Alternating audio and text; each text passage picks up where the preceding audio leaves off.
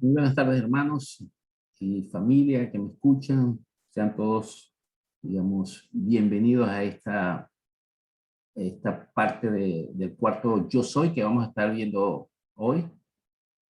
Convencido de que va a ser de mucha ayuda, mucha bendición, porque Dios respalda su palabra. No por mis méritos, sino por los méritos de Jesucristo. Gracias a mi familia, a mi hermana Gladys que se conecta. Y gracias a todos aquellos que van a escuchar este mensaje después que se envíe. Entonces, el cuarto yo soy va a ser el buen pastor. El buen pastor.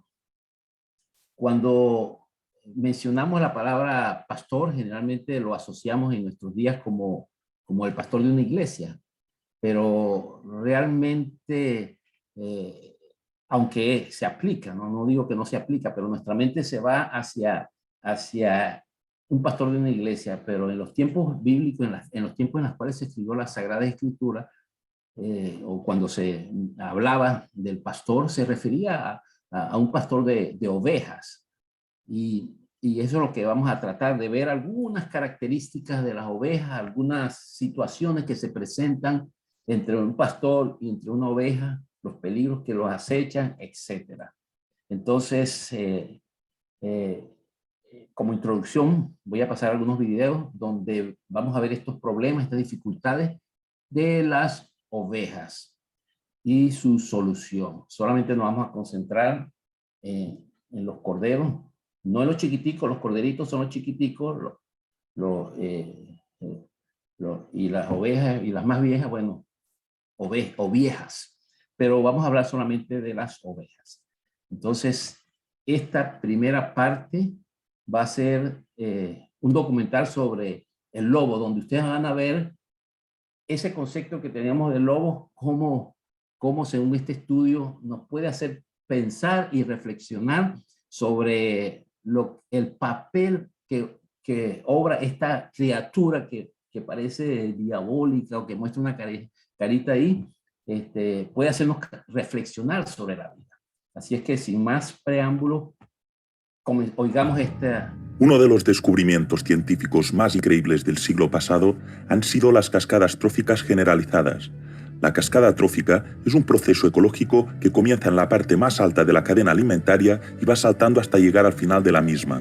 Un ejemplo clásico fue lo ocurrido en el Parque Nacional de Yellowstone, en los Estados Unidos, cuando los lobos fueron reintroducidos en 1995.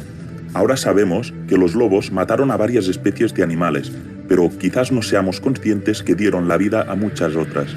Antes de que los lobos volvieran al parque, estuvieron ausentes por 70 años. Durante ese periodo, el número de ciervos en Yellowstone crecía año tras año a pesar de los esfuerzos humanos para controlarlos, y eso era debido a que no había ningún depredador que los cazara. Aquello provocaba consecuencias muy negativas para el ecosistema.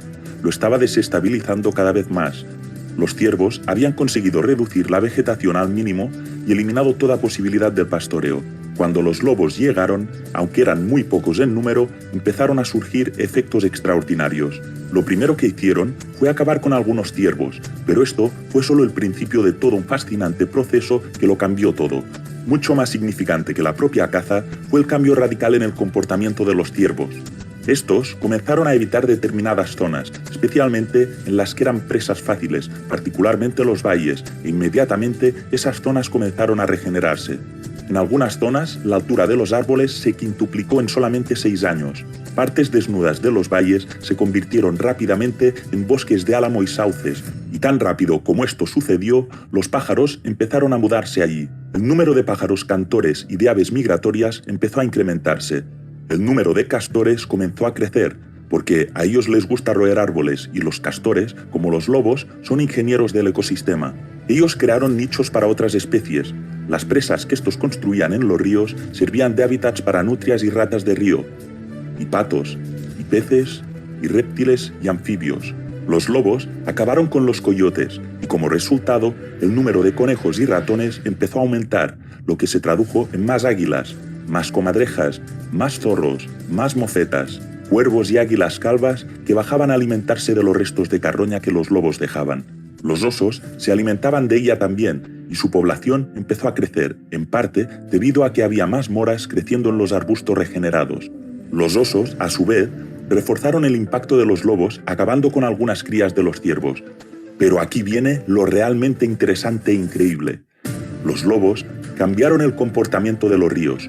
Comenzaron a serpentear menos, había menos erosión, los canales se estrecharon, se formaron más lagunas, crecieron los tramos de rápidos y todo ello fue bueno para los hábitats salvajes. Los ríos cambiaron en respuesta a los lobos y la razón fue que la regeneración de los bosques estabilizaba la tierra que antes se derrumbaba. Los ríos consolidaron su curso. De forma parecida, el hecho de conducir a los ciervos fuera de algunos lugares y que la vegetación se recuperara en la ladera del valle hizo que el suelo no se erosionase y se estabilizase. De esta forma, un pequeño número de lobos no solo transformó el ecosistema de Yellowstone, un área gigantesca, sino que también transformó la geografía física del parque. Y es que a veces un pequeño cambio puede cambiarlo todo de manera increíble. Espero que te haya gustado la historia, espero tu opinión. Entonces, fíjense que esta intervención de los lobos, ese concepto que teníamos del depredador, que el lobo actuaba para destruir, realmente tenía un propósito. Dios creó las cosas con propósito y dice que un pequeño cambio puede hacer muchas cosas en la vida. A veces circunstancias, yo lo asociaba cuando vi esta parte de documental, se me vino a la mente los problemas, las dificultades que se nos presentan en la vida, que a veces pensamos que es una molestia, pero realmente muchas cosas suceden con propósito santo. Este COVID que estamos viviendo, estas enfermedades que nos acechan, aún dice ahí, decía que aunque los lobos mataban ciertos animales, eso dio vida a otros animales.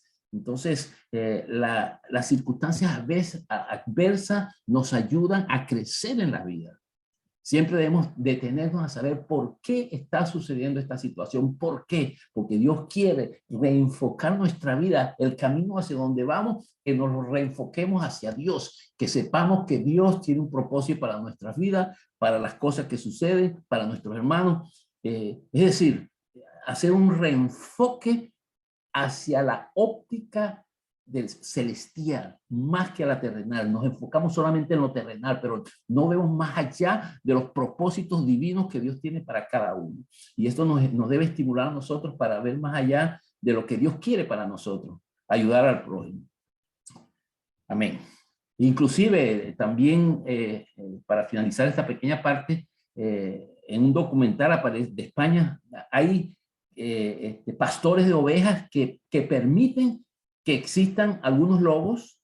Claro, todo en exceso no es bueno, pero es que existan algunos lobos porque ellos han visto que las ovejas de ellos son más saludables, porque el lobo persigue a la débil, a la enferma, se comen los animales enfermos que están ahí viviendo, pero que están enfermos por alguna enfermedad, se los comen. Eso elimina las posibles enfermedades. Han corrido, dicen algunos pastores, que los cochinos montés, ¿no?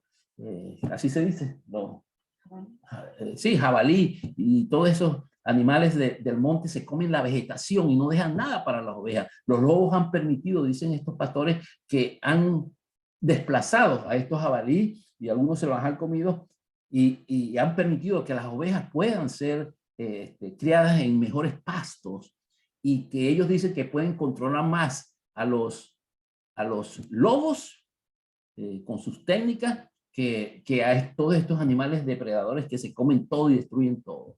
Ese es como un punto de información general para que sepamos cómo trabaja el ecosistema celestial, el ecosistema que Dios hace inclusive en nuestra vida espiritual, nuestros altos, nuestros bajos, todas las cosas que suceden. Ahora, enfocándonos en un problema que se le presentan a las ovejas, un problemita son las moscas. Veamos qué dice este documental corto de 2 minutos. La importancia del aceite en las ovejas. Cuando las ovejas están en la meseta es el verano. En esta temporada existe un riesgo para las ovejas. Es la estación de las moscas. Ellas entran por la nariz, ojos, oídos o labios. Depositan huevos que se vuelven larvas. Estas larvas pueden entrar al cerebro y matar a las ovejas. Estas larvas causan tanta molestia en las ovejas que las vuelven locas, que corren de lado a lado sin rumbo, chocando unas con otras. Quieren saltar la reja e irse lejos del rebaño, pero hay una solución: el aceite.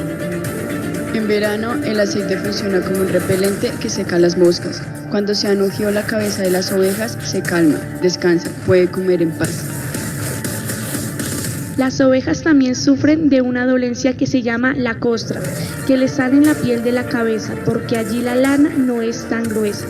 Pero la dolencia es curada con aceite que el mismo pastor prepara, con un poco de azufre, aceite de oliva y otras especies para ungir la cabeza.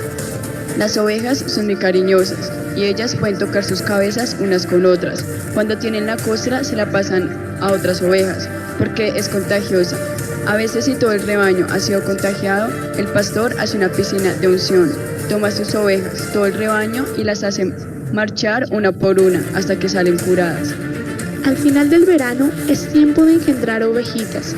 El cuello de los machos empieza a engrandecerse y hay rivalidad. Chocan las cabezas. A veces el choque es tan fuerte que pueden morir. Entonces el pastor ve esto. Unge la cabeza de los más fuertes con aceite más grasoso y cuando chocan no les duele tanto. Debido a que no hay mucha lana allí y el aceite se seca rápidamente, la cabeza es la parte más difícil de ungir de la oveja, pero la más importante, ya que es la parte más vulnerable. Entonces, entendiendo esta parte de las moscas que le sucede a las ovejas, vemos que el aceite cumple una función importante. Por eso quería llevarlos un poco más al contexto de las ovejas, para que entendamos lo que mi esposa leyó del Salmo 23 y más adelante voy a explicarlo con más detalles. También otro problema que le acechan a las ovejas o que se les presenta es cuando ellas caen abatidas, que no hay forma como ellas mismas pueden recuperarse y necesitan la intervención de su pastor. Veamos este pequeño documental de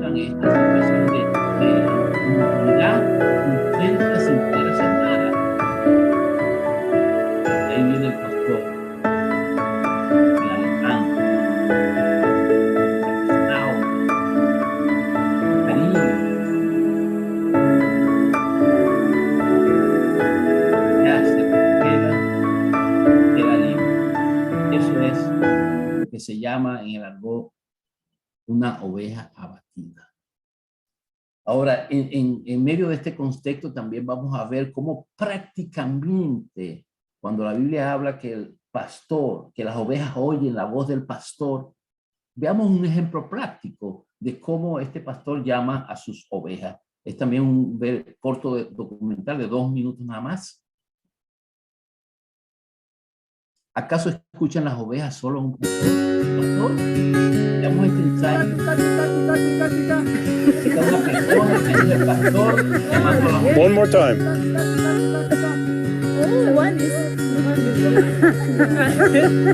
Intenta llamarla. Hay un intento 2 de otra persona. Veamos cómo le va.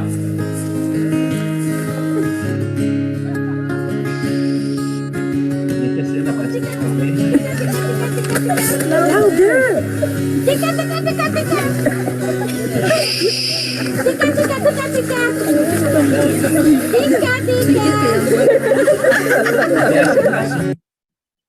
¿Hay otra persona? Un intento de ver.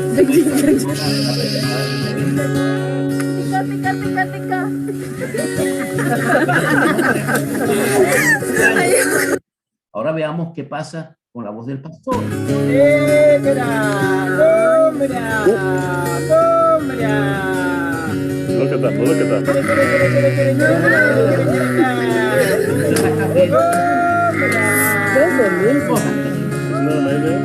They're coming. Oh my God. Oh my God. Oh my God. This is good. Oh my God. This is amazing. La voz de un extraño. En vista de este contexto que vimos, cómo esto se puede aplicar en nuestras vidas, hoy voy a abrir mi libreta sobre la prédica en sí, sobre el yo soy el buen pastor. Entonces veamos, y para eso, déjenme ver un momentico acá, algo que me...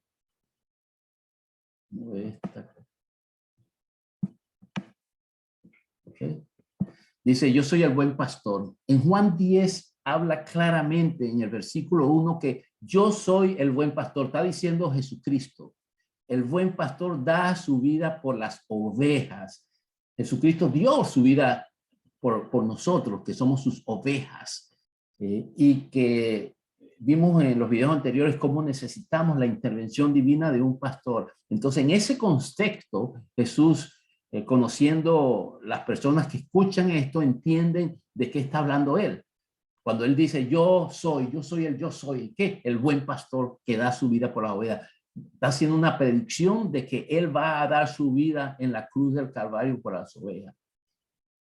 Y dice así, pero el que es asalariado, es decir, el que recibe pago por cuidar a las ovejas, no es un pastor, es un contratado, que no es el dueño de las ovejas. Y ve venir al lobo, abandona las ovejas, y bueno, y el lobo aprovecha. Y esta persona huye, y el lobo las arrebata y las dispersa. Pero en cambio, o sea que este asalariado huye porque solo trabaja por dinero, no les importa las ovejas. Pero Jesús dice que yo soy el buen pastor, yo no soy así, no me están pagando, vine por mi propia voluntad y yo conozco mis ovejas y ellas me conocen. Al igual que el Padre me conoce, yo conozco al Padre y doy mi vida por las ovejas. Y él eso lo hizo, eso lo dijo él antes de padecer en la cruz del Calvario y cumplió su promesa. ¿Para qué? Para salvarnos a nosotros. Dice, y tengo otras ovejas que no son de este redil. Y esas también yo debo traerlas. Y oirán mi voz y serán un rebaño con un solo pastor. Un pastor es Jesús. Por eso el Padre me ama, porque yo doy mi vida para tomarla de nuevo. Y nadie me la quita, sino que yo la doy de mi propia voluntad. Y tengo autoridad para darla y tengo autoridad para tomarla de nuevo. Este mandamiento recibí de mi Padre. En este versículo 18, mi esposa comentaba en el parque de que comentaba, cierto, que Jesús te tenía en la mano, y dice que nadie te quita. Cuando tú llegas a Jesús, a tus manos, cuando tú dedicas tu vida a servirle al Señor, cuando tú reconoces que verdaderamente Jesús es tu Señor, Él te tiene en tu mano y la mano del Padre sosteniéndote. Así es que nadie te puede arrebatar cuando tú estás confiado en el Señor, que Él es tu pastor. Y eso es lo que la enseñanza de hoy, tener en mente que Jesús es nuestro pastor, porque a veces nos olvidamos de cuando habla que Jesús es nuestro pastor, okay, así pensamos que es el pastor de la iglesia sin darle mérito, ¿no? O es otra persona. El verdadero pastor es el Señor Jesucristo. A Él tenemos que escuchar su voz y lo hace a través de la palabra y a través de siervos, a través de predicadores, pero entendiendo claramente que no soy yo, sino Dios, Jesús, el Dios verdadero, el pastor de nuestras vidas, y a Él es el que tenemos que hacerle caso. ¿Amén? Entonces, pero el mensaje en sí lo vamos a desglosar en el Salmo 23 porque está muy íntimamente ligada con el pasaje de Juan que acabamos de leer.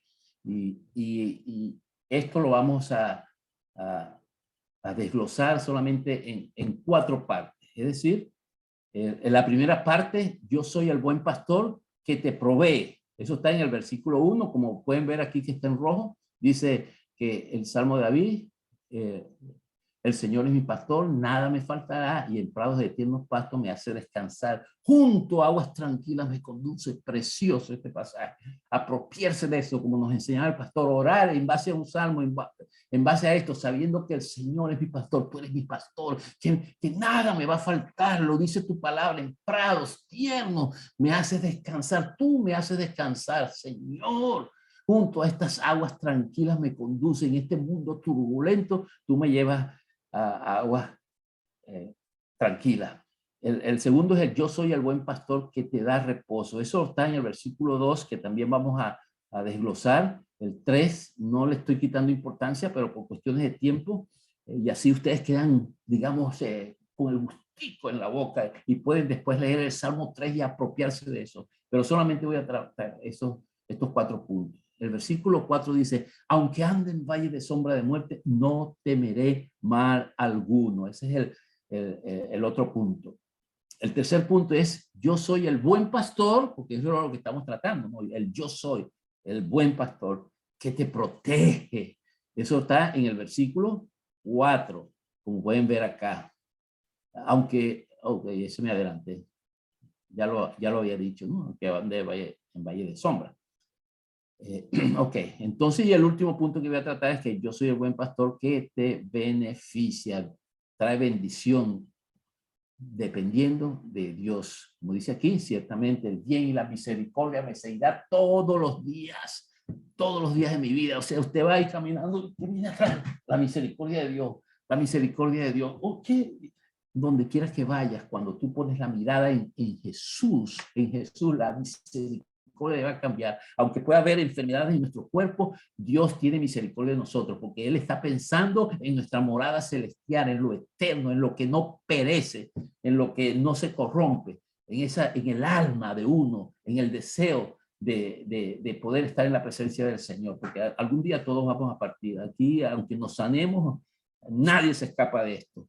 Por eso es que el bien y la misericordia nos acompañará todos los días. Pero ese es solamente el título que quería decirles de los 4 puntos que vamos a ver para que más o menos tengan una idea. Pero va a estar bien nutrida, muy sustanciosa. Dios quiera que puedan ustedes apreciar lo que significa el buen pastor Jesús. Entonces, el primer punto que voy a tratar en mi cuaderno dice así: yo soy el buen pastor que te provee, que te provee. Eso está en el Salmo 23.1, ¿no? Como lo acabamos de leer. El Salmo dice, el Salmo 23, antes de comenzar esta parte, antes de glosar el primer Salmo, fíjense que el Salmo 23 está entre el Salmo 22 y el Salmo 24. Como dice nuestro pastor, sabiduría china, ¿no? Me gusta eso, lo que él dice, ¿no? Sabiduría china. El 23 está entre el 22 y el 24. Claro, porque... pero eso tiene una razón de ser muy fundamental, muy importante. ¿Por qué será que la divinidad permitió que el Salmo 22 esté entre el 23 y el 24? No por un número en sí, sino por el contenido que tiene el Salmo 22. El Salmo 22 habla de la crucifixión de Jesús, la corona de espina en la cruz del Calvario, que le pusieron ahí, el sufrimiento, el siervo sufriente. Y el Salmo 24 está, fíjense, saltó al Salmo 24 para que vean cuál es el sándwich, qué es lo que hay dentro del contenido de ese sándwich. El retorno de Jesús, que viene como Rey de Reyes, coronado, el Rey coronado. Habla de eso. Entre el siervo sufriente y Jesucristo está el Salmo 24, el Salmo 23, que narra algo que sucede, que David estuvo pasando, que se aplica a nuestras vidas. Y ahí es donde nos vamos a enfocar, en conocer esa vivencia que tuvo David y que se aplica a nuestras vidas. ¿No les parece interesante esa idea? No, esto es súper, ¿no? Esto es súper, ¿no? Entonces, el Salmo 23 también conociendo un poquito, así como vimos el contexto de las ovejas, el contexto en el cual se desarrolló este salmo es cuando David huye de Absalón, su hijo. Él estaba huyendo, eso está en 2 de Samuel, capítulo 15, habla de la huida de David. El rey que estaba en Jerusalén tuvo que salir de Jerusalén, dejar todo, huyendo, porque su hijo quería quedarse con el paquete, con el trono. Todo lo que hizo el papá se lo quería quitar, ¿no? A veces sucede así, ¿no? Que luchamos, cosechamos cosas, trabajamos fuertemente por el bienestar de nuestros hijos, nos matamos, y ahí después los hijos a veces no valoran lo que los padres han hecho. Por eso no son todos así, no estoy diciendo que son todos así, pero hay circunstancias que ha sucedido así cuando los hijos no reconocen verdaderamente ese esfuerzo de algunos padres que hacen por él. Pero en este caso de David, ¿en qué contexto escribió toda historia? En el contexto no de triunfo, sino de dificultades, de situación difícil que estaba pasando. Y dice más o menos por ahí del 15 que David dice una parte que fue lo que más me resaltó a mis ojos, que me voló la mente, digamos, por decir una palabra. Dice que él iba huyendo, iba pasando por el monte de los olivos llorando, con la cabeza cubierta y los pies descalzos. Y también todos sus acompañantes se cubrieron la cabeza y subían llorando. El gran rey, el que venció a Goliat, el gran triunfador, llorando. ¿Por qué lloraba? Por la traición de un hijo. Eso sí duele, eso sí duele. Más que los enemigos que lo puedan derrotar o hacerle algo, eso no es tan fuerte como ese dolor que él sentía porque su hijo lo había traicionado. Entonces, ese es el concepto, ese es el contexto en el cual esto se ha escrito. Pero este salmo tiene una poderosísima razón de estar ahí. Como dije, no es un salmo de historia, pero es un salmo de esperanza que nos lleva a nosotros de saber que esta oveja que le escribe a su pastor en momentos de persecución, de muerte, de acechanza, él dice, el Señor es mi pastor y nada me faltará. Y nada me faltará, solamente esa pequeña parte. ¿Ah? Y un paralelo a esto podríamos buscarlo en Filipenses 4:19, que dice así, mi Dios suplirá todo lo que os falte conforme a sus riquezas en gloria en Cristo Jesús. Recuerdo que el pastor mencionó esto recientemente. En el contexto habla no de una riqueza de enriquecerse, sino que pasando necesidades, pasando riquezas, eso no importa las circunstancias en las que él ha estado viviendo. Él dice, nunca me ha faltado el alimento, nunca me ha faltado, nunca Dios me ha abandonado. Por eso yo digo, Dios suplirá todo lo que me falte a mí conforme a sus riquezas en gloria, porque Dios tiene muchas riquezas en gloria en los cielos para nosotros. Nosotros solamente tenemos que destapar esa olla, destapar esa ventana de los cielos en oración, en búsqueda de Él, para que se derrame bendición y vida abundante en nuestra vida. ¿Cómo? Conociendo que Jesús es el Señor, y que Jesús es el pastor tuyo, que nunca te dejará, como vimos en los videos anteriores. Otro pasaje paralelo está en Proverbios 15:14, que dice así, el corazón entendido busca ¿qué? Sabiduría. Acuérdense que el principio de la sabiduría es el temor a Dios. Mas la boca de los necios se alimenta de necedades. El pastor también mencionó de ese alimento que a veces nos preocupamos tanto por comer y nos descuidamos otras áreas en la vida, que es el saber que otros también tienen necesidad de un alimento espiritual. El necio se alimenta de necedades, pero el sabio se alimenta del conocimiento de Dios en la búsqueda, en la palabra, en la búsqueda, en la oración y en el ejercicio de poner en práctica la palabra, no solo engordar solamente. Ay, qué bueno este alimento, qué bueno. Oh, qué bonito tuvo. Oh, el sábado tenemos otra vez servicio, chévere. Oh, qué bueno, vamos, el sábado nos conectamos para alimentarnos otra vez, pero no ponemos en práctica la palabra. Dios quiere que seamos de un corazón entendido, que busquemos esa sabiduría y podamos aplicar, llevar ese mensaje de salvación a otros que no conocen el mensaje de salvación. Ese, como decía Neyer recientemente, que nos alimentamos, vemos cosas buenas y ¿qué vamos a hacer? Yo quiero compartirlo, no puedo quedarme. Si tú estás convencido que tienes a Jesús como tu Señor, como tu pastor, que te ofrece vida eterna, que te ofrece beneficio, que nunca te va a faltar nada, que siempre te va a confortar, compártelo. Dile al mundo, mira lo que yo tengo. Quiero también, no podemos ser egoístas y quedarnos nosotros solamente con esto nada más. Así que aprendemos un principio de todo esto. Eres lo que comes. Y aquello que pones en tu mente determina tu salud espiritual o la salud de tu alma. ¿De qué estamos alimentando nuestra mente? ¿De los videos solamente, de películas, lo que sea? ¿O nos estamos alimentando del maná celestial, de lo que nos da nuestro pastor celestial, de lo que nos da Dios a través del conocimiento de la palabra?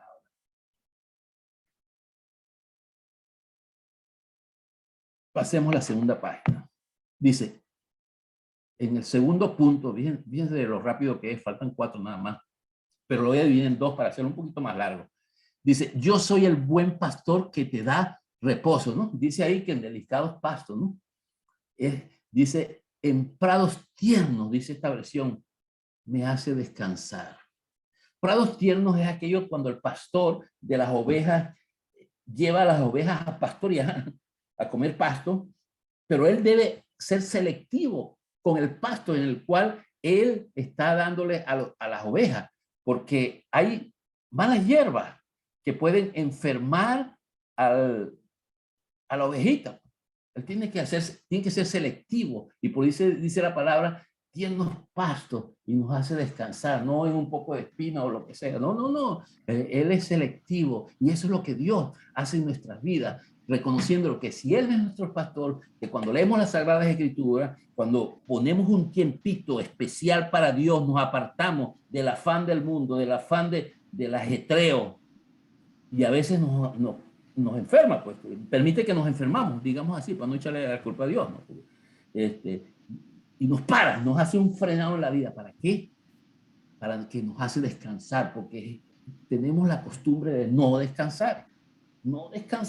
Y fíjense que Dios instituyó esto al pueblo de Israel, porque anteriormente las civilizaciones ponían a la gente a trabajar, esclavo, 24 horas, dale, trabaja. Dios, en su soberanía, en su sabiduría, escribió en las Sagradas Escrituras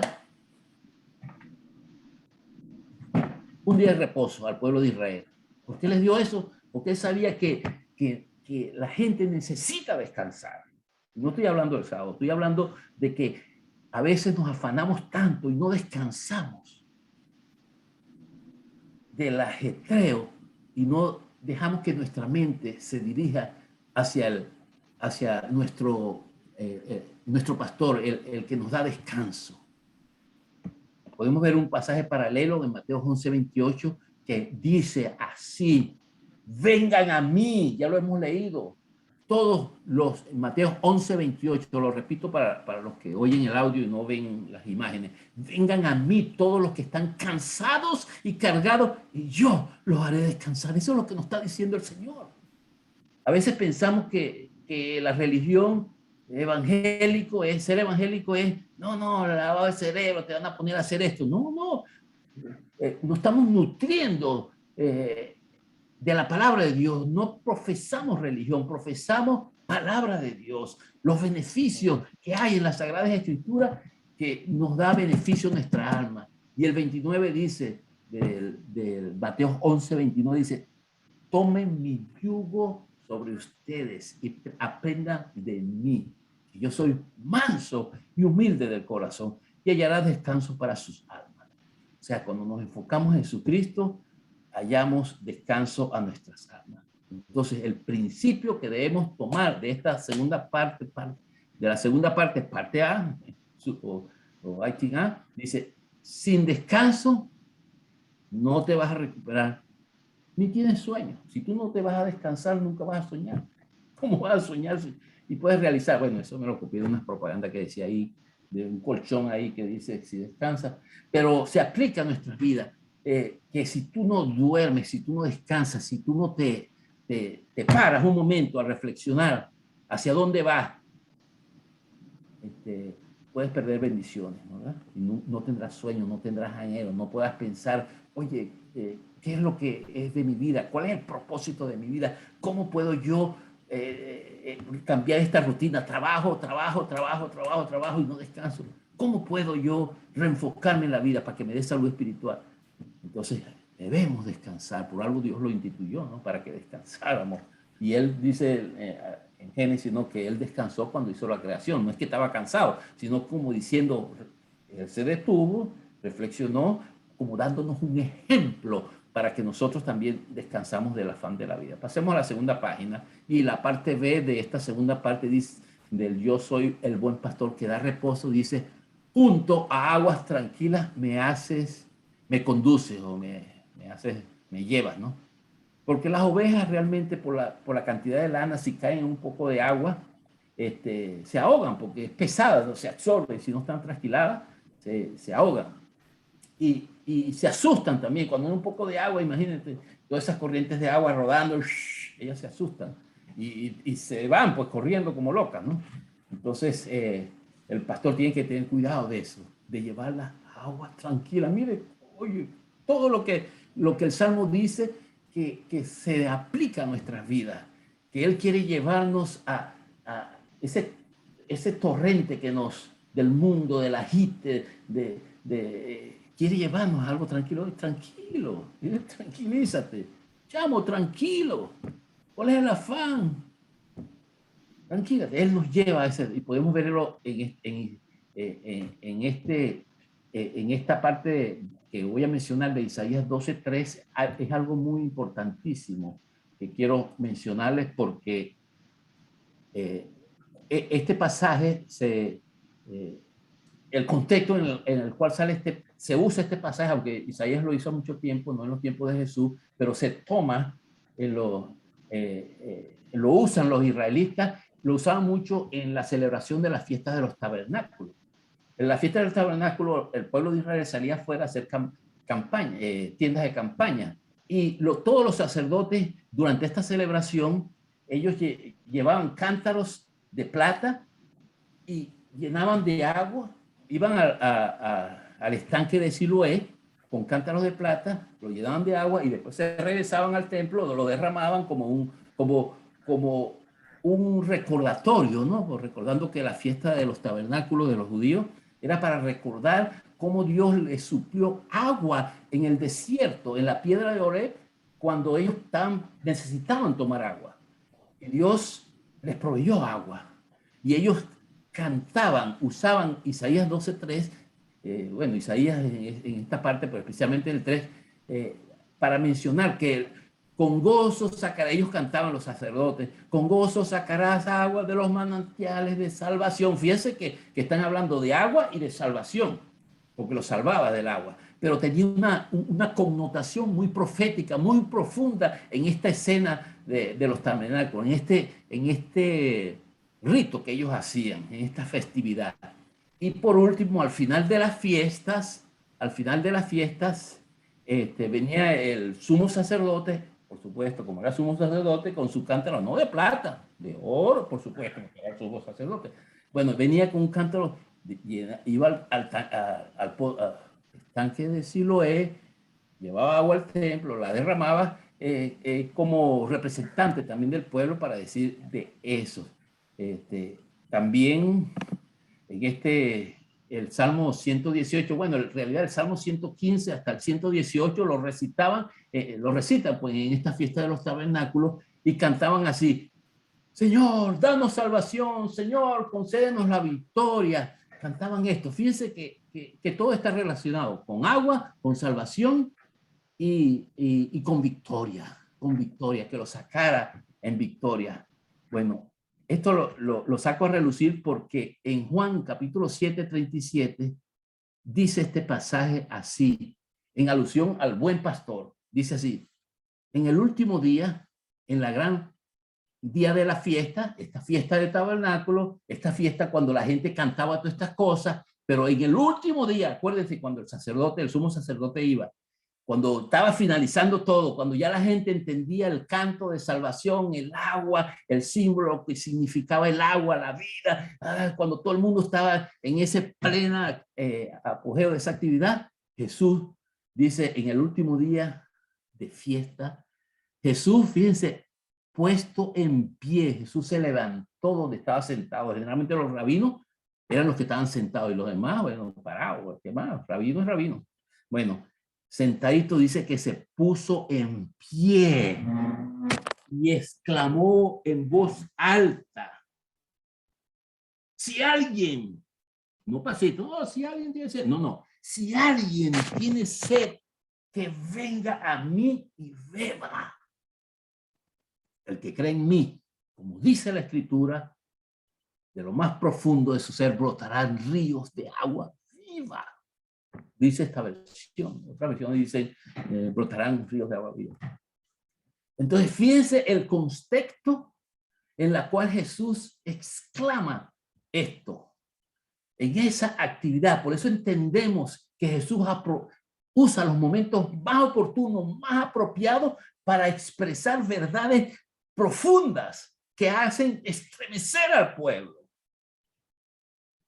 Y eso me impactó, y mi esposa me comentaba que una vez nuestro pastor Gustavo en Argentia mencionó este pasaje bíblico en una predicación, y a ella se le quedó grabada, porque cuando estaba mencionando esta, ella me dijo, oye, yo recuerdo el pastor que hizo esto. Pues a ella le llamó la atención el hecho de que Jesús se levantó y exclamó.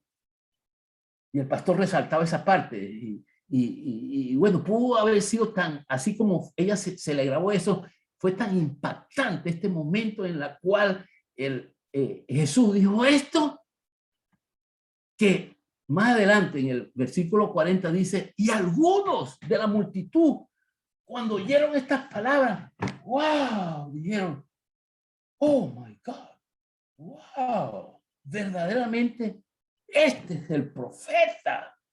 Y otros decían, este es el Cristo. Ellos entendieron esta palabra profunda, llena de emoción, que venía de lo alto del cielo hacia su vida. Y eso es lo que quiero que hoy pueda llegar a tu vida, entender que Jesucristo es la fuente de agua viva, que de tu interior van a correr ríos de agua viva cuando te inclinas delante de él y lo reconoces como la piedra de Oré, la piedra que fluye. La piedra que desecharon los edificadores vino a ser la piedra del ángulo, la piedra más fundamental, por la cual nosotros debemos pararnos sobre la roca, no sobre falsa doctrina, no sobre una imagen o algo que le pedimos. No, sobre la roca, el único que promete salvación, el único que promete vida eterna, el único pastor que da agua a sus ovejas, que somos nosotros, Jesucristo. Jesucristo, es un momento que tú reflexiones sobre esto, que reconozcas que Jesucristo es el Señor de nuestra vida, es el que nos suple nuestras necesidades, es nuestro pastor, y de tu interior correrán fuentes de agua viva y nunca tendrás más sed. Sé que es espiritual, porque Jesús te está llenando cada vida, porque Jesús vive dentro de ti. Cuando tú te inclinas delante de él y reconoces que tú eres un pecador, que necesitas de Dios, que debes inclinarte delante de él y buscar arrepentimiento y decirle, Señor, me arrepiento de mis pecados, reconozco que he estado alejado, ajenos a ti, a tus promesas. Ahora quiero volverme a ti y reconocerte que tú eres mi Señor, que todos mis esfuerzos que he hecho no sirven para nada, sino que tú, si no es por tu intervención divina, puedo acercarme a ti, reconociendo que tú eres mi Señor y Salvador. Él es el buen pastor que te conduce a aguas tranquilas. Y dice esto, yo soy el buen pastor que te protege. Mira, oye, esto es emocionante, esto es impactante lo que dice ahí. Y dice así, en estos momentos de crisis, cuando el virus nos ataca, cuando nos llegan enfermedades, cuando vemos que familiares se enferman, o que sufren accidentes o lo que sea.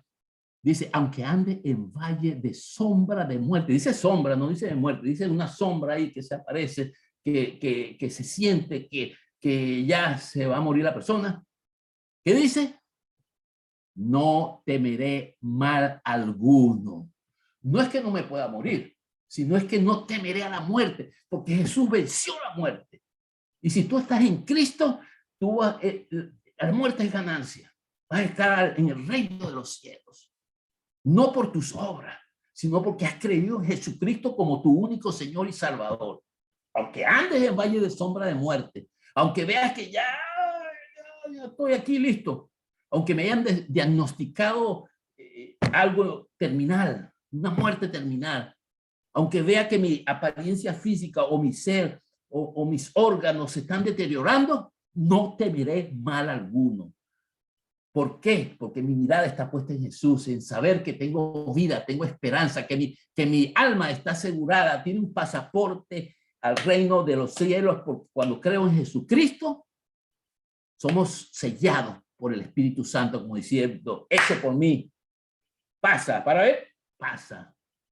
Y eso te invito a ti, que si tú no tienes el sello del Espíritu Santo, que lo recibes cuando te inclinas delante de Jesucristo y lo reconoces como tu Señor, entonces podrás decir que tendrás que rendirte delante de Él. Y podrás decir esta frase, no temeré mal alguno, aunque esté enfermo, aunque me hayan diagnosticado la enfermedad que sea. No temeré mal alguno porque tú estás conmigo. Amén. Veamos este pasaje, este testimonio que quiero dar. Muy breve porque ya se me está yendo el tiempo. Quizás lo haya dicho y algunos se acordarán, pero lo hago por aquellos que no lo han escuchado. Y estoy seguro que va a ser de mucha edificación. Prepárense, porque esto, lo que sucedió en esta situación que yo viví particularmente, como un anciano que andaba en valles de muertes, pudo pasar a la luz admirable, como decía Negiel, a la luz de Jesucristo.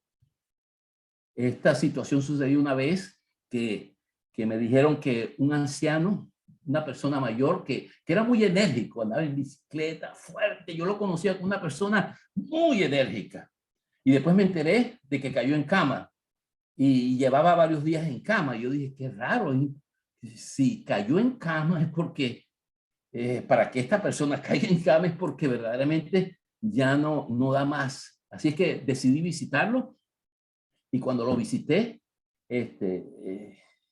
vi que él se acomodaba en la almohada ahí, con la almohadita ahí, y le molestaba algo en la almohada.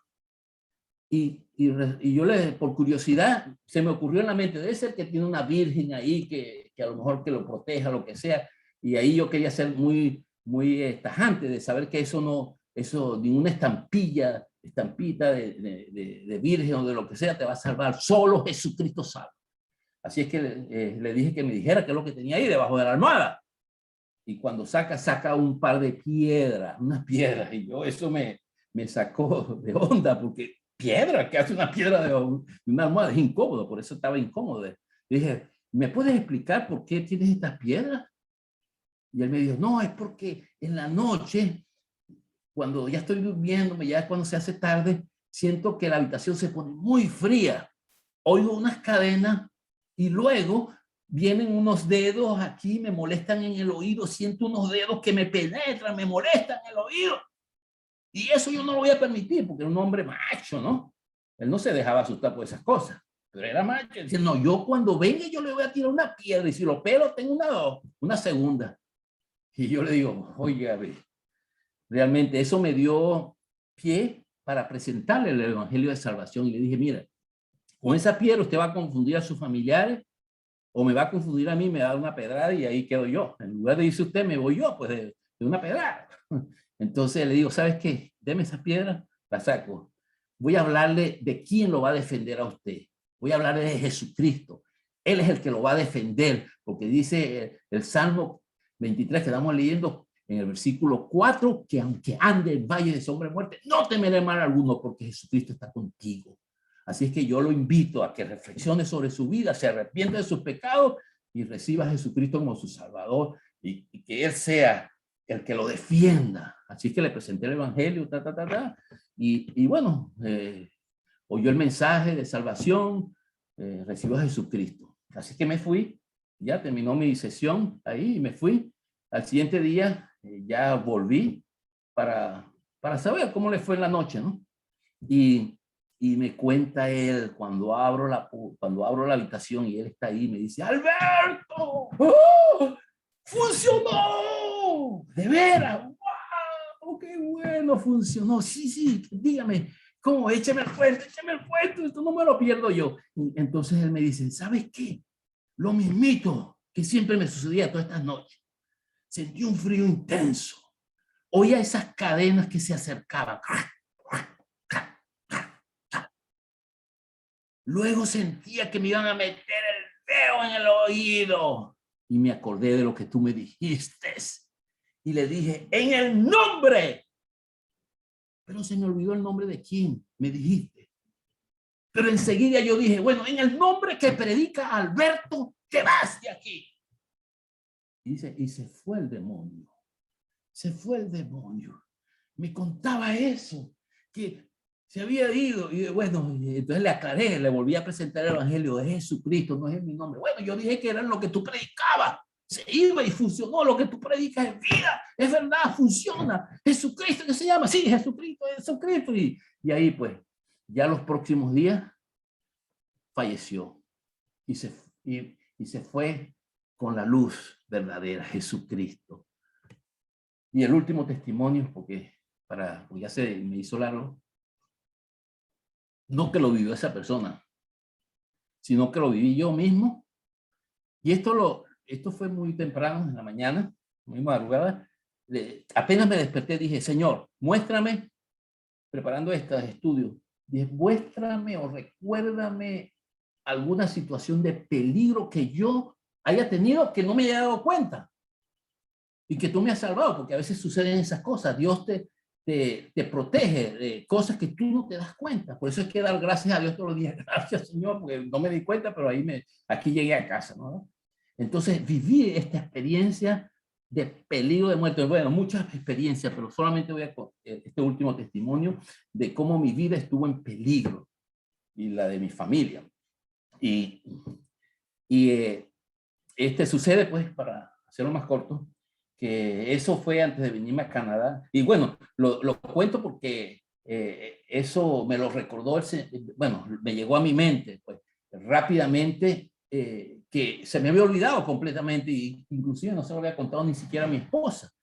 Y le conté, mira lo que me pasó, le pedí esto y me llegó esto a la mente, y se lo cuento, y ella ni sabía esa cosa. Y yo se me había olvidado esta situación, pero quiero resaltarla porque es para la gloria de Dios, no para la gloria mía, sino para saber que el buen pastor te protege, te guarda en peligro, aunque andes en peligro de muerte. Así es que en esa situación, eso era cuando antes de venirme a Canadá, había hecho cita en otra ciudad, estaba en Barquisimeto, iba para Maracaibo, para los que conocen Venezuela, y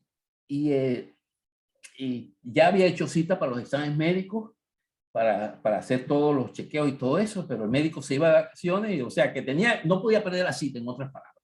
Así es que bien tempranito me enchufé para allá, para Maracaibo, y ya manejando pasando pueblitos por allá, ya cuando ya se estaba haciendo de día, veo que un carro me hace el cambio de luces, me cambia las luces, yo digo, oh, cambio de luces.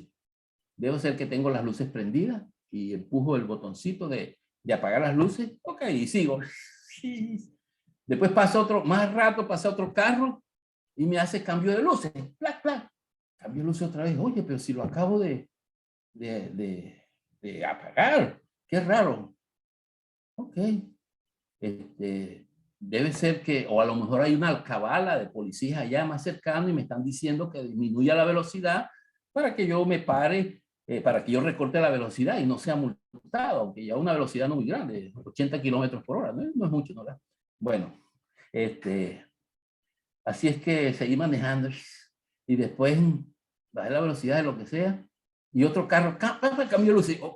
No puede ser, otra vez cambio de luces. No, voy a baja velocidad, me cambia las luces. No, me paré enseguida. Me paré al lado de la carretera y bueno, me bajo a ver las luces y veo que las luces están prendidas. Y yo, con razón, las luces prendidas, pero yo estoy seguro que las apagué y empiezo yo a discutir conmigo mismo. Y así es que pongo a la mamá de los niños al frente y yo en el carro adelante y le doy a las luces. Y prende y apaga. ¿Cómo está? Sí, prende y apaga. Y ahora están apagadas. Sí, están apagadas. ¿Qué cosa, no? Yo estoy seguro que las apagué. Qué raro, ¿cómo es posible? Uy, ya estoy... Y yo que voy a hacer un examen médico, ya a lo mejor perdí el examen médico, porque me van a decir que estoy tarado, qué sé yo. Bueno, lo cierto es que bueno, ok, vamos a resumir volver a reiniciar el tránsito, el tránsito, tomar el carro para tomar otra vez la vía y continuar. Apenas lo prendo, que voy a arrancar, ¡pum! Siento un golpe fuerte ahí. Yo, wow, ¿qué pasó aquí? Siento que el carro se desbalancea. Y cuando me salgo, veo que la rueda del lado del chofer se salió. Todo el tren, la parte del tren se cayó así. Y yo, wow, wow. Por supuesto, empecé a dar gracias a Dios de que venía a 80 kilómetros por hora, se sale una rueda, se imagina lo que pudo haber sentido, lo que hubiese pasado ahí, no hubiésemos volteado, estrellado, lo que sea, ¿no? Así es que, wow, yo doy gracias a Dios por eso y orando, gracias a Dios, y tal, ok. Entonces después que doy gracias a Dios, le digo al Señor, ok, Señor, porque, bueno, ya muchas veces me ha sucedido así al Señor, no me quedo conforme con lo que el beneficio que me da, sino que quiero algo más. Digo, ok, Señor, todo el mundo ha orado porque me vaya para Canadá, ya tengo esta cita, si voy la voy a perder, le meto los argumentos al Señor para convencerlo, aunque Él sabe todo, pero ahí yo dándole todos los argumentos para convencerlo, ¿no? Mira, tengo la cita, no puedo perderla, ya recorrí más camino, estoy más cerca de Barquisimeto o de mi ciudad donde salía a donde voy la cita, estoy más lejos. Ok, tengo dos opciones, o me regreso o me voy para allá. Si me regreso, quiere decir que fracasó todas las oraciones de los hermanos. Así es que, Señor, estoy convencido de que tú me vas a sacar de acá y me vas a llevar a Maracaibo a hacerme mi examen, porque hemos orado y tú no me has dicho, no vaya. No, yo, mientras tú no digas lo contrario, yo sigo para adelante, pues ya oré, ya puso todo esto en manos tuyas y ahora tienes que llevarme. Ok. Segundo punto, Señor. Ok. Después de haberte dicho esto, así oraba, ¿no? Después de haberte dicho eso, yo no soy mecánico. ¿Cómo soluciono este problema? Primero, una grúa, llevar allá, no, a esta hora, fin de semana, domingo, no, ¿qué grúa voy a conseguir por aquí? Así que dame la solución. Si es que destapo la capota del carro, analizo la situación, pidiéndole dirección al Señor, y veo que el brazo que sostiene la llanta se salió. Oh, aquí se salió este brazo. Ok, ahora las piezas. ¿Dónde pueden estar estas piezas? Entonces me voy caminando de regreso, caminando hacia atrás, viendo, orándole al Señor. Ok, Señor, dime, ¿dónde están esas piezas que se salieron? Y consigo un tornillote de este tamaño, un tornillón ahí. Un tornillo.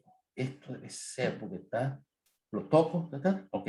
Y voy y me regreso al carro y digo, ok, entonces empecé a levantar el carro, lo levanté de tal manera que podía mover las ruedas, le metí el tornillo para ver si quedaba chiqui, empecé a roscarlo. ¡Wow! Coincide, este es el tornillo. Con el dedito hasta donde pude, ¿no? Y ya ahí no pude, ¿no? Porque necesito una herramienta. Ok, Señor. Muy bien, no tengo herramientas. ¿Cómo puedo apretar esto, Señor? Dame sabiduría. ¿Cómo puedo yo apretar una tuerca si no tengo herramientas? Veo en el suelo con la misma llave con que ajusté los pernos de la rueda. Digo, voy a probar esto. Y lo pruebo. ¡Quedó! La tuerca era esa. Ya. Y pude ajustar todo eso. Dije, wow, Señor, tremendo, gloria a Dios. Bajo el carro y todo se ve normal, pero vamos a ver si funciona.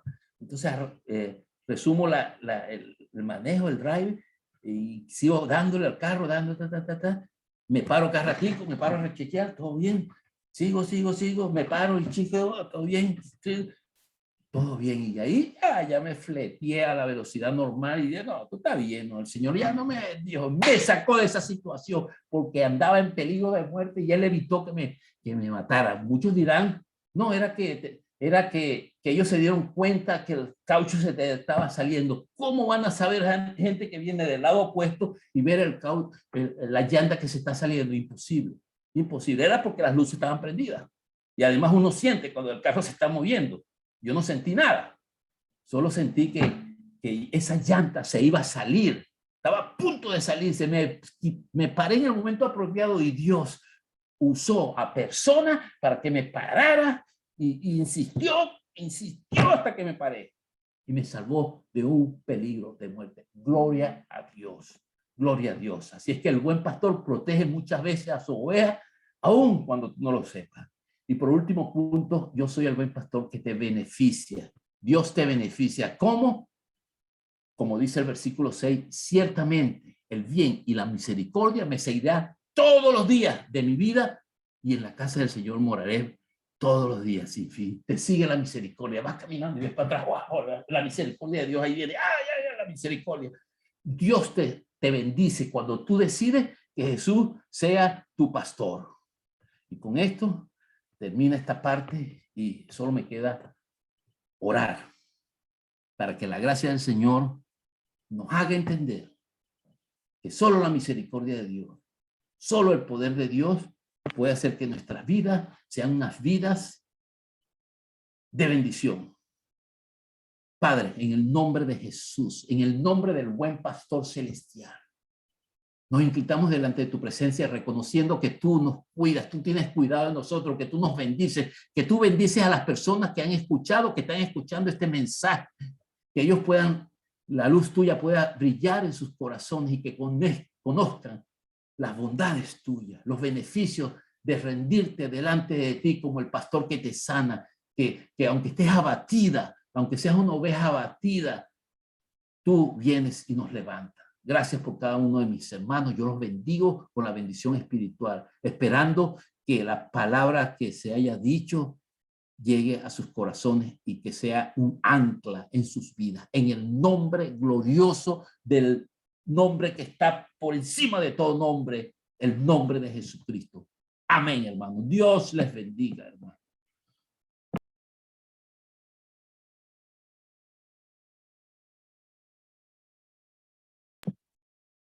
Wow, gloria a Dios.